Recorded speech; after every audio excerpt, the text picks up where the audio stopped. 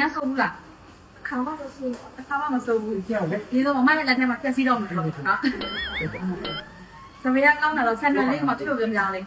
အဲဆိုတော့စဉ်းစိုးလိုက်ရင်တော့ပိုလာတော့မယ်ဒီအောင်ကဆုံးချင်တဲ့ရောင်ရှိလားစဉ်းစားထားရှိလား အညိုလည်းလေးလေးလေးစား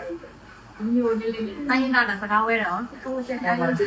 ပေါ်နေကြမှာကြည့်ပါလား အဲ့တော့မစပယ်ရတော့အခုအရှင်ကြီးကလည်းရိုးနေတော့တင်တော့လာနေစားတယ်လို့ရှိရင်အရောင်ထွက်လာတယ်